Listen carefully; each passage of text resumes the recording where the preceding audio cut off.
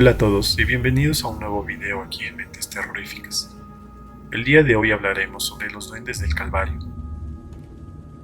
María tenía 7 años. Allá por el año de 1954 vivía en la calle de El Calvario, con sus tíos que se hicieron cargo de ella y su prima Claudia de 12 años. El día para estas niñas comenzaba muy temprano y su vida era bastante diferente a la vida de los niños en la actualidad.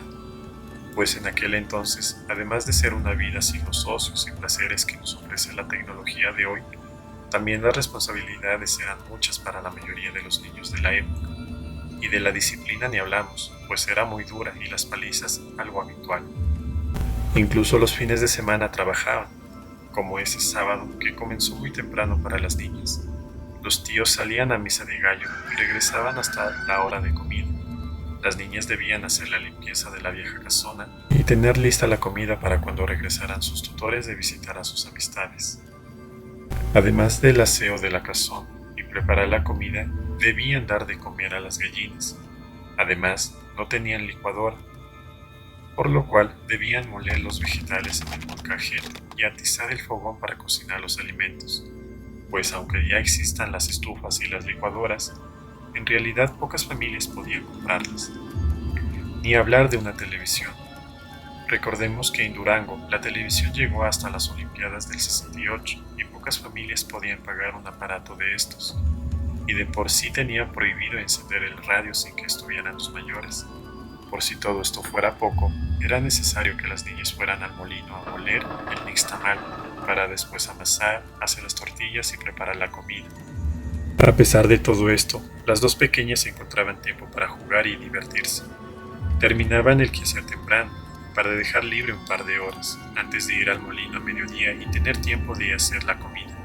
Esa mañana, decidieron jugar las dos pequeñas a las escondidas. Claudia se fue al corral de atrás que ya era parte del cerro, y ahí, en una gran roca se puso a contar mientras María se escondía, en el sitio más previsible de todos, debajo de la cama de los tíos, en la recámara principal. Ahí estaba ella boca abajo, procurando no hacer ningún ruido, cuando de repente pudo ver un par de pies que se acercaban. Eran unos pies abultados y peludos, semejantes a los de un perro, pero desde luego mucho más grande. La niña se quedó atónita. Esta criatura se apoyó en sus rodillas, se inclinó y con sus manos levantó las sábanas para asomarse debajo de la cama y mirar fijamente a la niña. Quien pudo ver claramente el rostro de este ser. Era como un niño pequeño con los grandes ojos redondos, pero en vez de nariz tenía el hocico de un perro. Aunque el labio inferior parecía humano, su cara era lampiña, pero el resto de la cabeza estaba cubierto por un pelo rojizo. Tenía un par de largas orejas colgantes. Era pequeño y delgado, como un niño de 5 años. Lo más impactante es que este ser emitía sonidos, como si hablara en un idioma ininteligible. A pesar de todo, no parecía amenazador.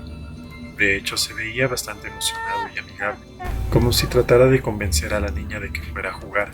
Por lo menos esa impresión le dio a la pequeña, que lo miraba entre incrédula y asustado. El ser seguía insistiendo, hablándole a la pequeña. Como no obtenía ninguna respuesta, estiró una de sus manos, con 3 dedos gruesos, y tomó a la pequeña María por la muñeca. Ella pudo sentir el tacto tibio de esa mano deforme. No puedo más, y comenzó a gritar asustada. ¡Claudia! ¡Claudia, ven por favor!, gritó la niña. El duende la soltó inmediatamente, parecía que trataba de calmarla. En ese momento se escuchó la voz de Claudia diciendo: ¿Dónde estás? ¿Qué te pasó? Y se escuchaba el tropel de ella acercándose a toda prisa. El pequeño duende giró un poco la cabeza, levantando un poco sus orejas para escuchar mejor. Se puso de pie y giró, dio un par de pasos y desapareció. Cuando Claudia logró sacar a la niña de su escondite, estaba lívida y paralizada de miedo. No respondió ninguna pregunta, sino al cabo de unos minutos que pudo recuperar la calma. Claudia no daba crédito a la historia, pero creía en sus palabras, por lo cual decidieron salir de la casa y sentarse en el escalón de la puerta principal. Después de un rato fueron al molino, regresaron y pese al miedo que tenían entraron a la casa y prepararon la comida. Pues si bien el temor al duende era mucho, era más grande el temor a la paliza que les propinarían sus tíos si no estaba la comida hecha. Por eso las niñas no les contaron nada. A la semana siguiente, en el catecismo al que asistían todos los domingos en el templo de San Agustín, platicaron su anécdota con una de sus amigas y vecinas de la misma calle, de nombre Corazón, a la que llamaban Cori, de 9 años, y ella les contó que a veces mientras dormía sentía que algo pesado y tibio se echaba junto a ella, y una vez fingiendo dormir, pudo ver que una silueta se acercaba y ella lo llamaba el niño perro, y agregó que nadie le creía que lo había visto, nadie excepto Chuya, una vecina de la calle de la Cruz. Era una jovencita algo extraña y reservada.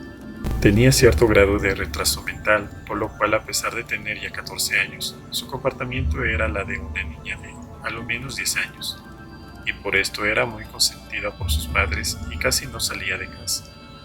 Ella, les contó Cori, no mostró ninguna sorpresa cuando escuchó su historia, por lo que pensaba que no era la primera vez que oía algo así. Las 3 niñas hicieron el esfuerzo de ver a Chuya. No fue fácil, pues en aquel entonces la disciplina era muy estricta y no podía salirse de la casa y andar de visita así nada más. Sin embargo, las niñas se las ingeniaron para ir a visitarlo. Y estando en su casa le preguntaron directamente acerca del niño perro, y ella, sin ningún temor, les contó que jugaba con ellos. ¿Entonces hay más?, preguntaron tímidamente las chiquillas. Y Chuya les respondió con emoción que sí, que algunas eran diferentes en su forma, pero todos eran pequeños y jugaban con ella. Los descubrió una noche de lluvia copiosa. Cuando ya entrada la madrugada, se despertó por el sonido de los truenos, se levantó asustada con la intención de ir a dormir con sus padres, como muchas veces lo había hecho, y se asomó por la ventana para constatar que la tormenta justificara su huida. Pudo ver el agua correr por los cristales de la ventana. Cuando un rayo iluminó brevemente, pudo ver un grupo de pequeños seres jugando bajo la lluvia. Tanta fue su extrañeza que no se inmutó por el trueno subsecuente. Se quedó mirando, esperando a que un rayo iluminara la noche, y cuando esto sucedió, los vio de nuevo. Se quedó ahí observando. La lluvia poco a poco se terminó. El cielo empezó a iluminarse, y Chuya, con sus ojos ya acostumbrados a la penumbra, vio claramente a los duendes jugar ahí en el corral, corriendo, saltando entre los charcos. Largo rato los observó, hasta que, despuntando el alba, se fueron. A partir de ese día, la jovencita pasaba horas en el jardín muy temprano o en el ocaso esperando a los niños. Les dejaba comida, les ofrecía leche y agua hasta que, según sus palabras, vinieron a jugar conmigo. Por eso casi no salía. Se la pasaba jugando con ellos y aseguraba que sus padres no podían verlos. Con esa increíble historia, las niñas regresaron a sus casas, desconcertadas. Un tiempo estuvieron atentas y asustadas, no lo volvieron a ver, y poco a poco, conforme iban creciendo, se olvidaron del asunto y jamás contaron una palabra a los adultos. Años después, mientras María, que ya era una joven de 20 años, visitó a sus padres allá en el Salto Pueblo Nuevo, y platicando con su madre doña Isabel, ésta le dijo: «Qué bueno que vienes, a mí no me gustaba visitarte allá en la casa de mi cuñada Santos, porque siempre que iba, veía un enano rondando por ahí y tu papá nunca me creyó. Decía que estaba loca». «¿Un enano?», preguntó María. «Sí, un enano con traje de perro», respondió doña Isabel sin dar más detalles, y agregó: «Una vez que salí al pasillo a amamantar a uno de tus hermanos, y vi que por un lado, entre el lavadero y el tambo de agua, salió el enano y los estaba observando. Estaba de espaldas a mí y lo vi bien claro, agazapado en el marco de la puerta, asomándose curioso a la recámara, donde todos estaban platicando, cuando de repente se cayeron unos trastos en la cocina. El enano se estremeció y desapareció. Dios mío, qué cosa tan espantosa. Por eso iba poco con ustedes. El enano siempre andaba rondando y a mí me daba mucho miedo». Al escuchar esta historia, María se quedó helada. Recordó que un par de años después de lo ocurrido, fue muy sonado en el barrio que Chuya se había ido de su casa. Todos pensaron que, a pesar de tener una mentalidad inocente, ella ya era toda una señorita y que no faltó el galán con el cual se huyó, y pocos le dieron importancia. Aunque sus padres sufrieron mucho porque nunca supieron el paradero de su hija, pensando que tal vez ésta había sido llevada por los duendes y nunca más regresó. Se estremeció pensando qué habría sido de ella misma si hubiera aceptado jugar con el duende. Gracias por ver todo el video. No olvides suscribirte, darle like y activar la campanita para que no te pierdas ninguno de nuestros videos.